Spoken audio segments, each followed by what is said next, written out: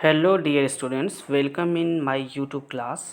तो आज की क्लास में हम एक इंटरेस्टिंग टॉपिक की बात करेंगे, दैट इज़ इलेक्ट्रॉन एफिनिटी और इलेक्ट्रॉन गेन एंथैल्पी, जिसको हम इलेक्ट्रॉन एफिनिटी या फिर इसे इलेक्ट्रॉन गेन एंथैल्पी भी कहा जाता है। तो प्रीवियस क्लास में हमने पढ़ा था आयोनाइजेशन एंथैल्पी या फिर आयोनाइजेशन एनर्जी। तो ये जो प्रोसेस होता है ये जस्ट अपोजिट होता है आयोनाइजेशन एंथैल्पी के। जो इलेक्ट्रॉन गेन एंथैल्पी होती है just opposite to the ionisation enthalpy. तो देखो बच्चों, इलेक्ट्रॉन एफिनिटी होता क्या है।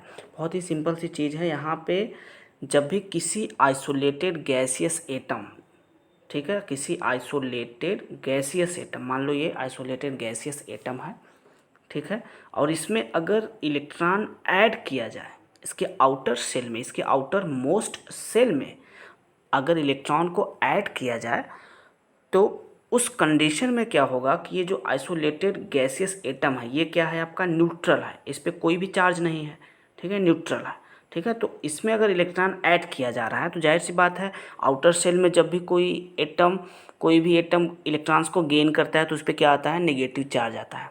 तो यहाँ पे क्या होगा, ये एक्स नेगेटिवली चार्ज्ड हो जाएगा, मतलब आपको एक गैसियस एनायन मिलेगा। क्या मिलेगा, गैसियस एनायन, ठीक है।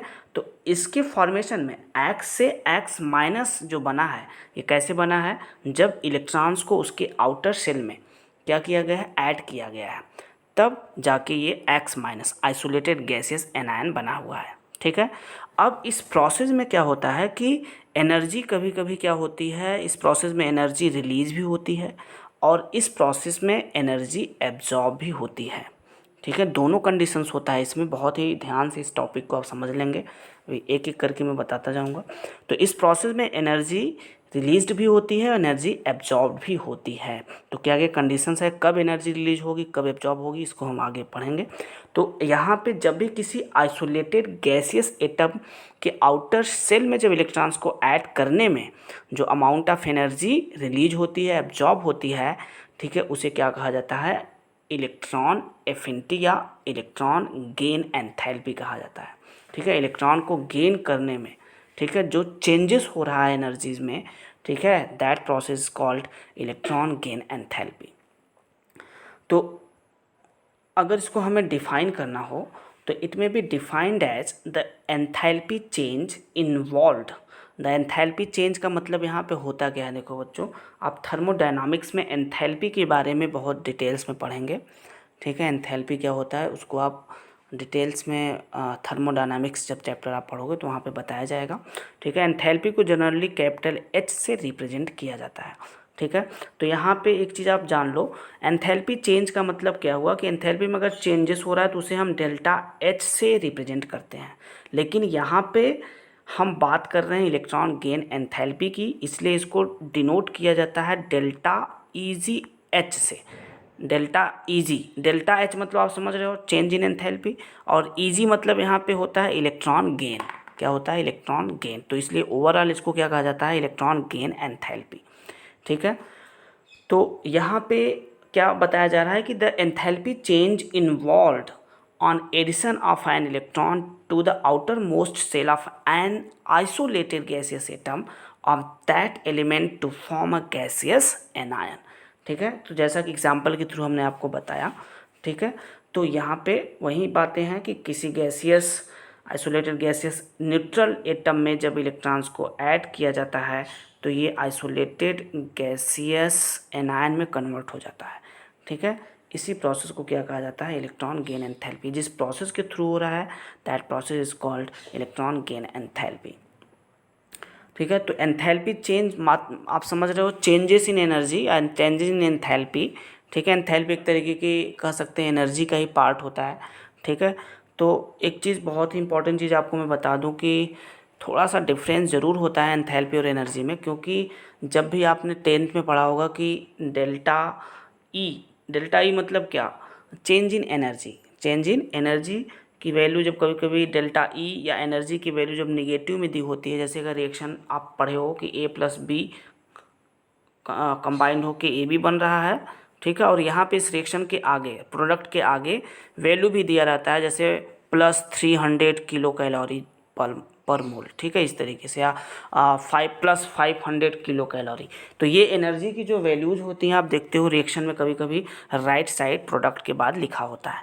तो उसमें आपको हम क्या बताना चाह रहे हैं कि जब डेल्टा ई की वैल्यू अगर नेगेटिव है, अगर डेल्टा ई की वैल्यू नेगेटिव हो तो आप क्या बोलते हो कि वो रिएक्शन क्या हो रहा है, एंडोथर्मिक हो रहा है। वो रिएक्शन क्या हो रहा है आपका, एंडोथर्मिक। लेकिन अगर डेल्टा ई की वैल्यू पॉजिटिव है, अगर डेल्टा ई की वैल्यू पॉजिटिव हो तो आप क्या बोलते हो, ये रिएक्शन क्या होगा, एक्सोथर्मिक रिएक्शन होगा, ठीक है। अगर किसी रिएक्शन के प्रोडक्ट के सामने अगर डेल्टा ई मतलब एनर्जी की वैल्यू अगर पॉजिटिव में दी हुई है तो हम क्या बोलते हैं कि ये रिएक्शन क्या है आपका, एक्सोथर्मिक रिएक्शन है।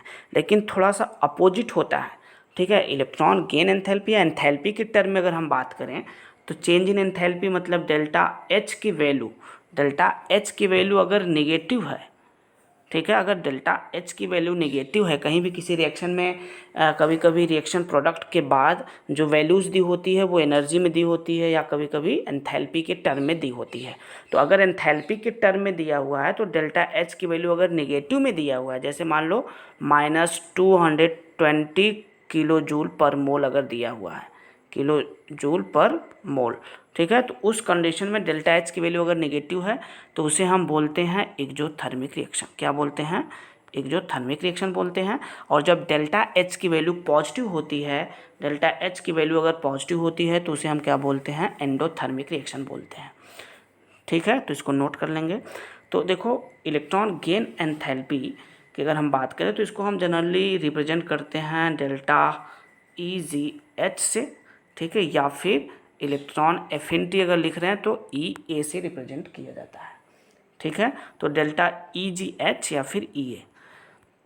नेक्स्ट है the process can be represented as, जैसा कि प्रोसेस आपको हमने बता ही दिया कि एक्स आइसोलेटेड गैसियस एटम जब इलेक्ट्रॉन गेन करता है तो आइसोलेटेड गैसियस एनायन का फॉर्मेशन होता है और यहाँ पे एनर्जी या तो एब्जॉर्ब होती है या तो एनर्जी रिलीज होती है। वैसे जनरली जो फर्स्ट टाइम में जब किसी आइसोलेटेड गैसेस एटम में इलेक्ट्रॉन को ऐड किया जाता है तो वहाँ पे फर्स्ट टाइम एनर्जी रिलीज होती है, फिर उसके बाद क्या होती है, एब्जॉर्ब होती है एनर्जी, ठीक है। आगे अभी हम बताएंगे, ठीक है। तो ये प्रोसेस हो गया आपका। और नेक्स्ट इसकी यूनिट क्या होती है, यूनिट जनरली किलो जूल पर मोल होती है, किलो जूल पर मोल इसकी यूनिट होती है जिसमें हम इलेक्ट्रॉन गेन एंथैल्पी को मेजर करते हैं।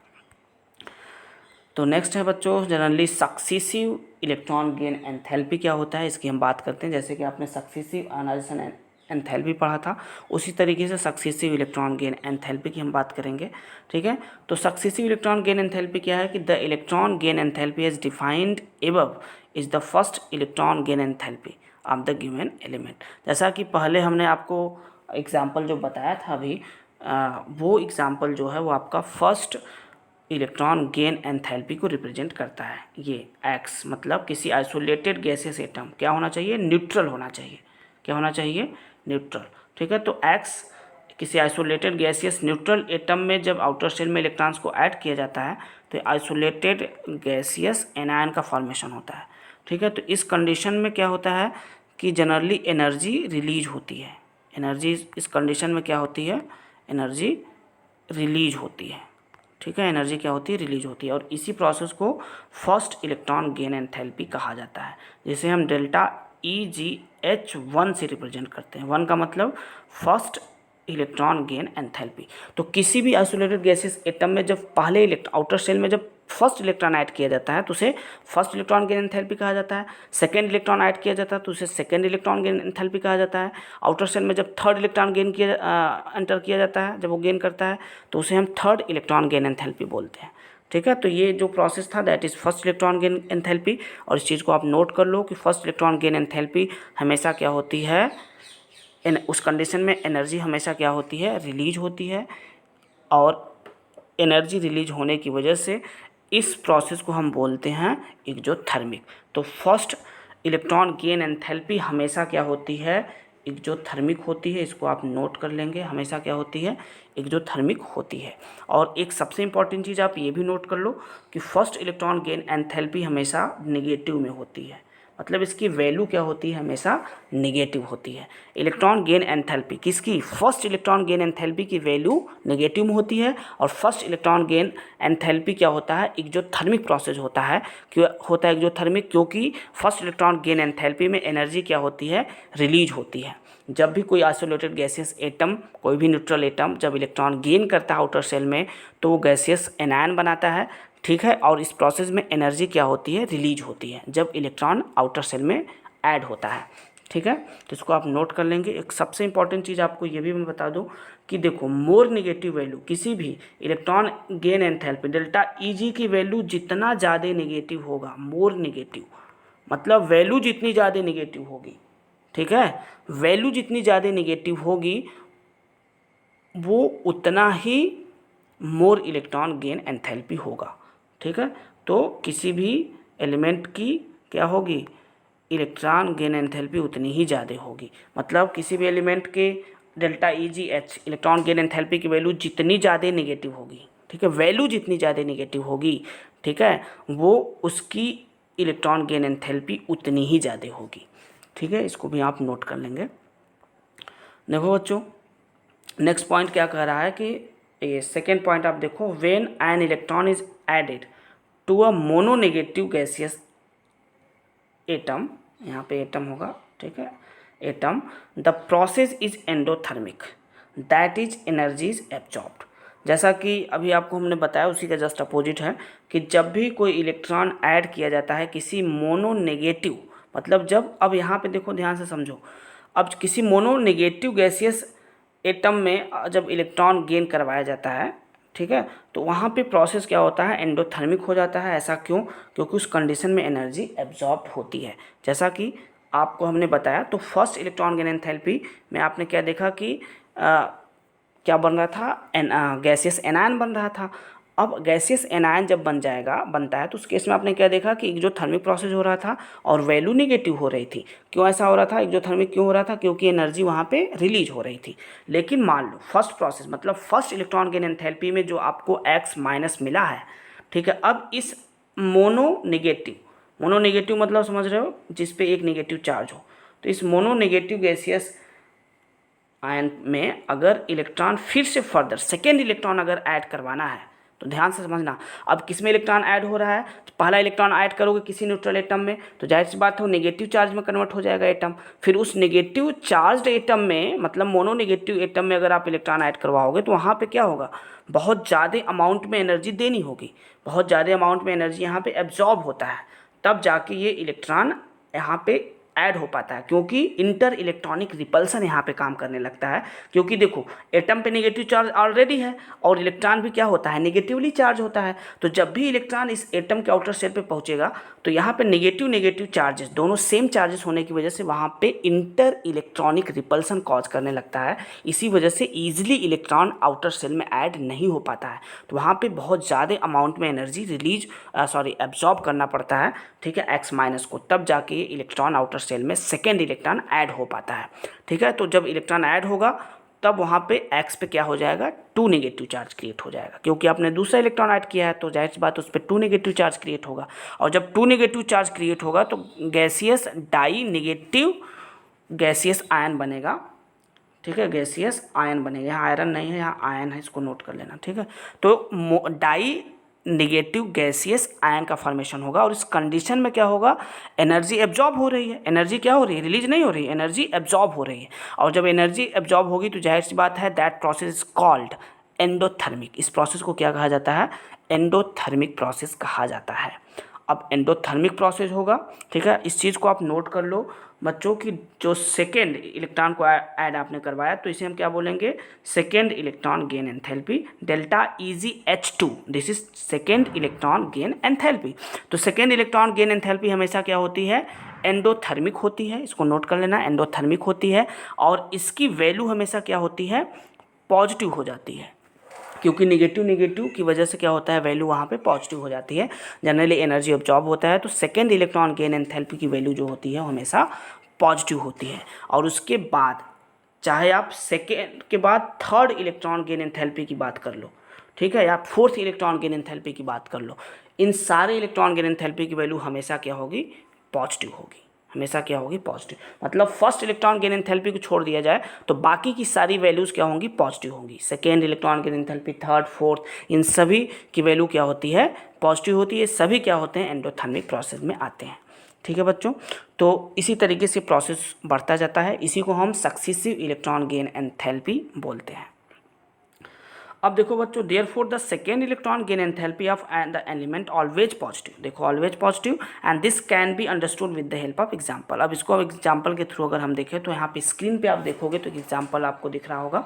ठीक है, तो एग्जांपल में देखो क्या लिया गया बच्चों, पहले गैसियस ऑक्सीजन एटम लिया गया है। ठीक है, ये भी क्या है, एटम। देखो न्यूट्रल है, न्यूट्रल एटम में इलेक्ट्रॉन को यहाँ ऐड करवाया जा रहा है तो मोनोनेगेटिव गैसियस आयन बना, O- आयन बना। ठीक है, अब देखो इसी को क्या बोलते हैं, फर्स्ट इलेक्ट्रॉन ऐड हुआ है तो इसलिए डेल्टा Eg H1 बोलेंगे। और यहाँ पे एनर्जी क्या होती है, रिलीज होती है। और कितनी एनर्जी रिलीज होती है, 141 किलो जूल।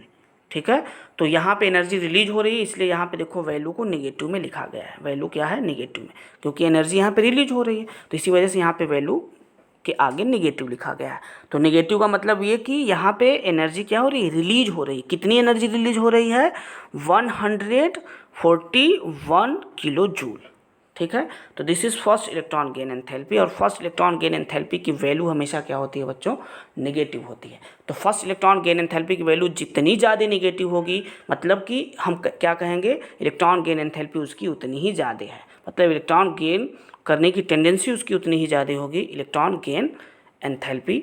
अगर आप देखो फर्स्ट इलेक्ट्रॉन गेन एंथैल्पी की वैल्यू जितनी ज़्यादा नेगेटिव होगी, इसका मतलब उसकी वैल्यू जितनी ज़्यादा नेगेटिव होगी, इलेक्ट्रॉन गेन एंथैल्पी उतना ज़्यादा होगा उस एटम का। अब देखो सेकेंड प्रोसेस में क्या दिखाया जा रहा है कि ये जो मोनो एनायनिक, मतलब मोनो एनायनिक गैसियस आयन जो ये O- बना है, अब इस O- गैसियस O- में देखो सेकेंड इलेक्ट्रॉन ऐड किया जा रहा है। ठीक है, सेकेंड इलेक्ट्रॉन ऐड किया जा रहा है तो ये किस में कन्वर्ट हो रहा है, O-। में। ठीक है, अब यहाँ पे क्या होता है कि इंटर इलेक्ट्रॉनिक रिपल्सन कॉज करता है, जैसे कि हमने बताया। तो वहाँ पे अमाउंट ऑफ एनर्जी क्या होती है, एब्जॉर्ब होने लगती है। ठीक है, और ये बहुत ज़्यादा से ज़्यादा एनर्जी एब्जॉर्ब होती है।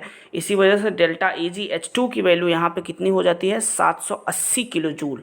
मतलब 780 किलो जूल बहुत ज़्यादा एनर्जी होती है। और यहाँ पे ये पॉजिटिव साइन आपको क्या इंडिकेट कर रहा है कि यहाँ पे एनर्जी क्या हो रही है, एब्जॉर्ब हो रही है। क्या हो रही है, एनर्जी एब्जॉर्ब हो रही है। ठीक है, तो यहाँ पे कितनी एनर्जी एब्जॉर्ब होता है, 780 किलो जूल एनर्जी जब एब्जॉर्ब करता है ये O-, तब जाके सेकेंड इलेक्ट्रॉन इसके आउटर सेल में ऐड हो पाता है। क्यों ऐसा हो रहा है, क्योंकि यहाँ पे नेगेटिव चार्ज इस पर भी है और इलेक्ट्रॉन भी नेगेटिवली चार्ज होता है, तो इंटर इलेक्ट्रॉनिक रिपल्सन वहाँ पे बहुत ज़्यादा कॉज करता है। इसी वजह से सेकेंड इलेक्ट्रॉन को ऐड करवाने में बहुत ज़्यादा से ज़्यादा एनर्जी रिलीज करनी पड़ती है, एनर्जी एब्जॉर्ब करनी पड़ती है। ठीक है, और इसी तरीके से थर्ड वाले के केस में भी क्या होगा, अब थर्ड इलेक्ट्रॉन गेन एंथैल्पी में भी फिर से वही प्रोसेस होगा। इलेक्ट्रॉन को गेन करवाने में या इलेक्ट्रॉन आउटर सेल में डालने में क्या होगा, उसे ज़्यादा से ज़्यादा एनर्जी एब्जॉर्ब करना पड़ेगा। ठीक है, तो third fourth electron gain enthalpy भी क्या होती हैं, जनरली थर्ड और फोर्थ इलेक्ट्रॉन गेन एंथैल्पी भी क्या होती है, उसकी वैल्यू हमेशा क्या होती है, पॉजिटिव होती है और एंडोथर्मिक प्रोसेस होता है। ठीक है बच्चों, तो ये स्क्रीन पे आपके एग्जांपल था, ये सेम सल्फर का भी एग्जांपल सेम उसी तरीके से देखो लिया गया है। फर्स्ट इलेक्ट्रॉन गेन एंथैल्पी की वैल्यू नेगेटिव है और यहाँ पे देखो सेकेंड इलेक्ट्रॉन ऐड करवाया गया तो डेल्टा Eg H2 की वैल्यू देखो यहाँ पे पॉजिटिव है। ठीक है, अगर नेगेटिव है तो आपको हमने क्या बताया, एक्सोथर्मिक, क्या बताया, डेल्टा H की वैल्यू हमने आपको बताया है कि अगर नेगेटिव होती है तो that process is known as exothermic, और अगर डेल्टा H की वैल्यू अगर पॉजिटिव है तो that process is called endothermic process. ठीक है, लेकिन एनर्जी के टर्म में थोड़ा सा अपोजिट हो जाता है। ठीक है, तो this is second electron gain enthalpy positive होता है और फर्स्ट इलेक्ट्रॉन गेन एंथैल्पी क्या होता है, नेगेटिव होता है। ठीक है बच्चों।